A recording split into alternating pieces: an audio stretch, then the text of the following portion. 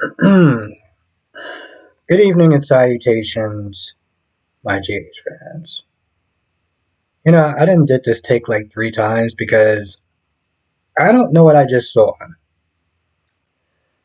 I know that there's a changeover between the old writers and the new writers, and I know a lot of people have been giving them a lot of grief, and I've been sitting there giving them a lot of slack because they just started, right? But because of this changeover that we have going on, this is this was. Here's the thing. I know that they're probably trying to take whatever the old writers have done as far as their path and trying to create it into their own. And maybe this is one of those things where it's like, all right, we had to sit there and do a little bit of a break because this definitely felt like a filler. Like, nothing really moved forward.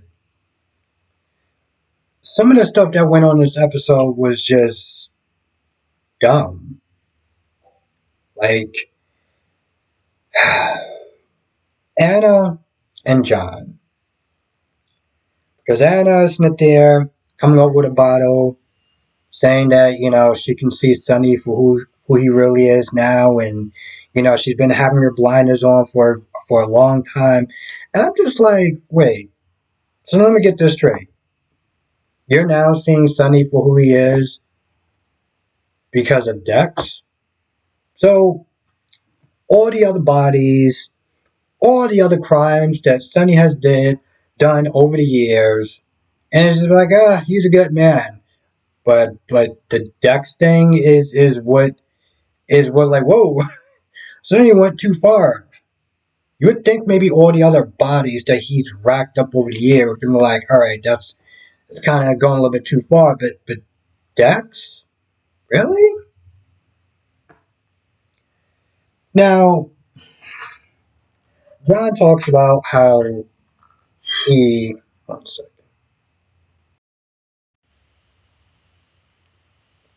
he went too far by questioning Danny um, without a parent or a lawyer or anything. And it's one of those things. Just like listen, we all make mistakes. I think it was kind of a bad choice, but we all make mistakes. The point is to try to do better the next day. Now, I don't know what's going on with him and Jason, um, and how far he's actually going over the line with that. People isn't there saying that he may be a mob boss or something like that. But the way he was in there being, I guess, kind of like upset with himself for taking it too far. I don't know if he's like the true villain in this whole thing. Now, the next scene that was out of pocket in a lot of ways was the scene with Molly and Alexis, because Alexis talks about how she wants to be a lawyer again, and Diane's not trying to work on trying to get her license back, and Molly seems like she's all like, "Oh, okay," and I'm just like, "The hell is your problem?" And she's like, "Well, if you try to go for your law license, you may start drinking again," and I'm just like, "What?"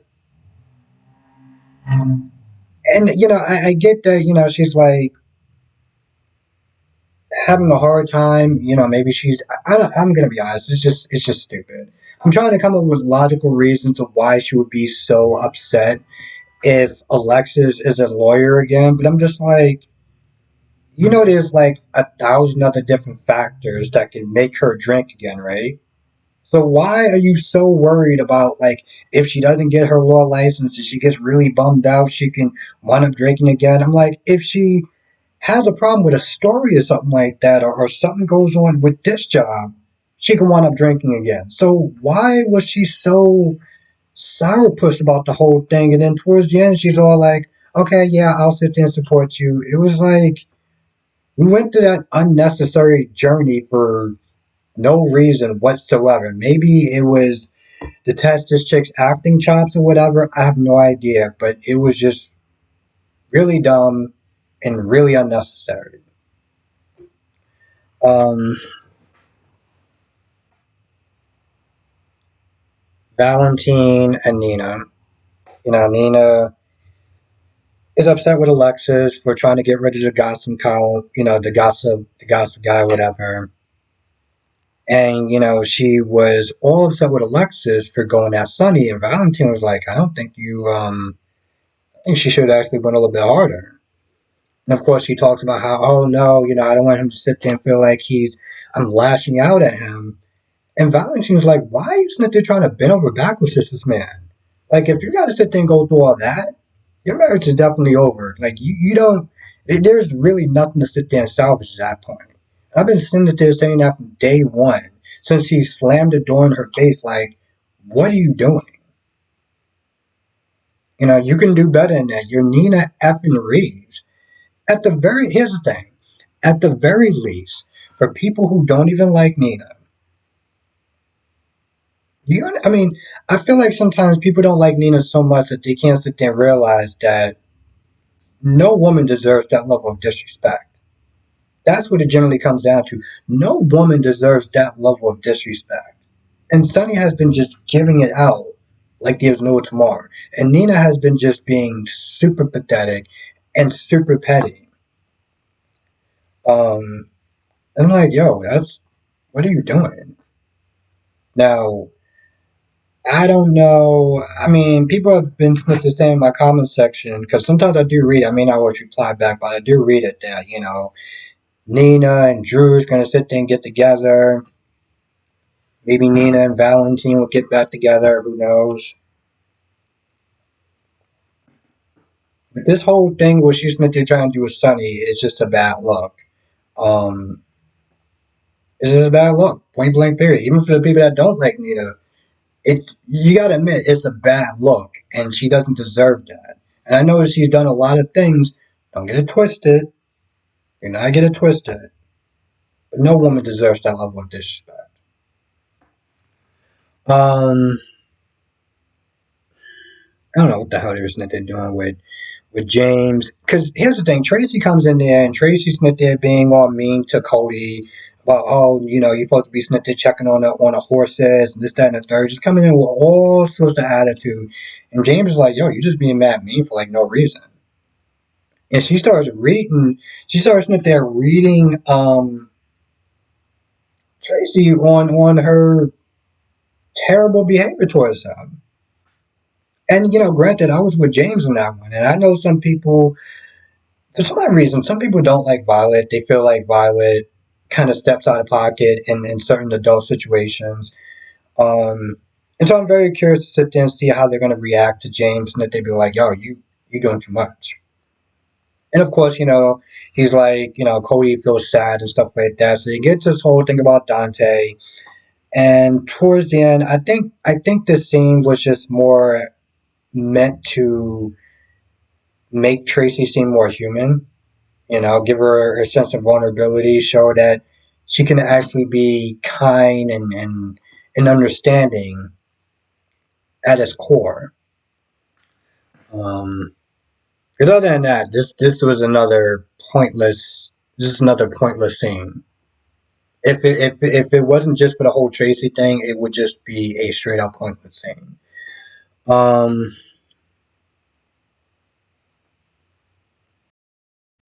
there's a whole scene with Sonny and Natalia. I think that's her name. I always feel like I'm gonna mess up her name and confuse it with her character on CSI. So I'm very hesitant to be like, am I actually saying the right name? Anyway, they have this whole scene about their kids and Sonny's that they're trying to give her advice and stuff about control and how it's important to sit there and let them have some room to grow because you know she does feel bad about what happened with Link. It just kind of came under her nose, and maybe she felt like she wasn't paying attention. She felt like she wasn't paying attention. She was just too busy managing the books and stuff like that, and not really keeping an eye on her. And plus, they've already had friction about her coming out and everything. So you talk about that for a little bit. They seem like they kind of bought. I'm not gonna lie. At one point, when Sonny was like, "Oh, something about calling her controlling," and I thought, that it was going to lead to some sort of argument. Like, parents have a trigger when it comes towards having somebody else tell them how to parent or they're parenting in a wrong way.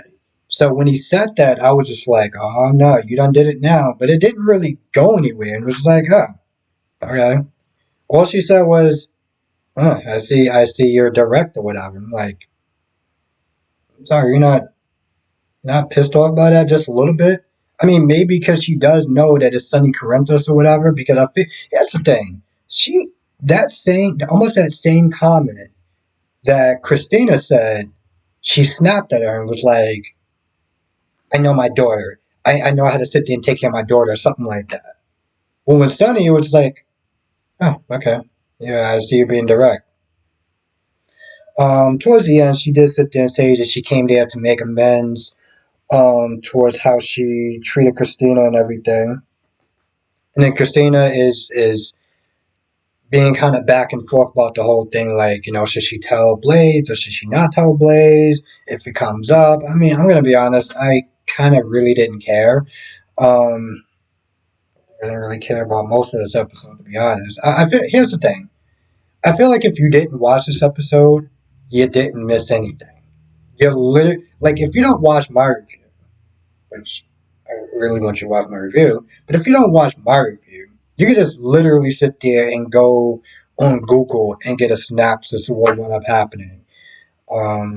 Yesterday felt somewhat like a filler, but it had some interesting stuff. Today was just like, eh. I almost forgot about the scene with Brooklyn and Chase. Chase still sitting there blaming himself for not having Dante's back or not going with Dante, which again was a really here's the thing. It wasn't just a stupid move on Dante's part.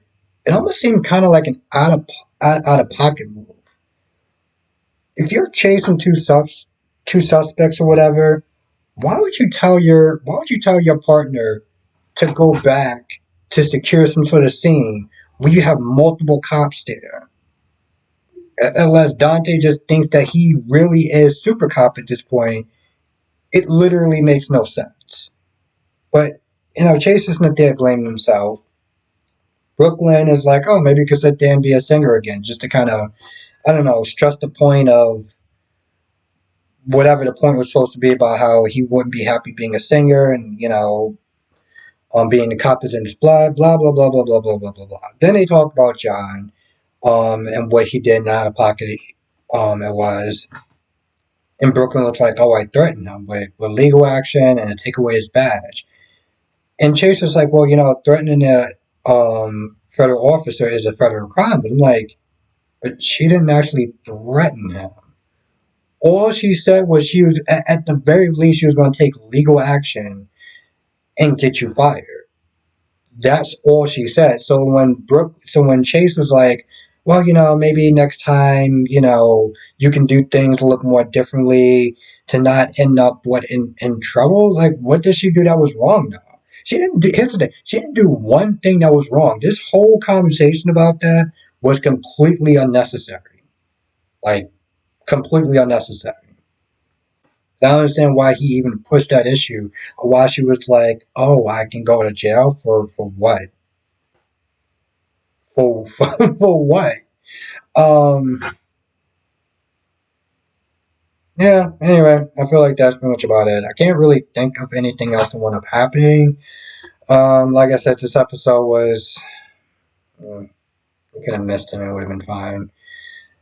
It's really sad. I'm actually looking forward to the Young and the Restless. I mean, don't get me wrong. I've been looking forward to the Young and Restless because it's actually been good.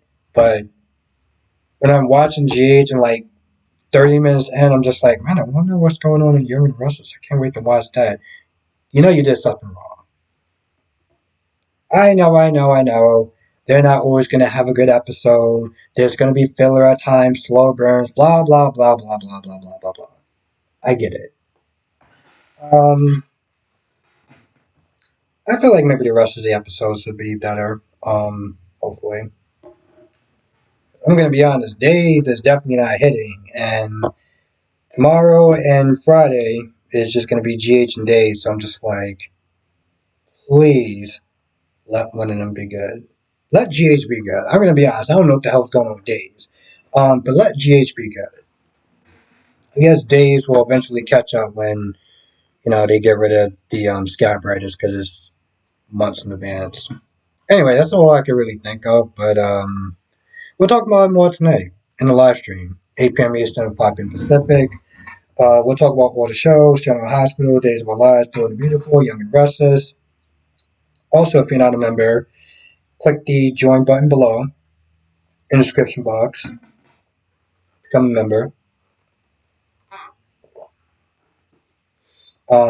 Exclusive live streams. I'm trying to do at least 3 times a week now.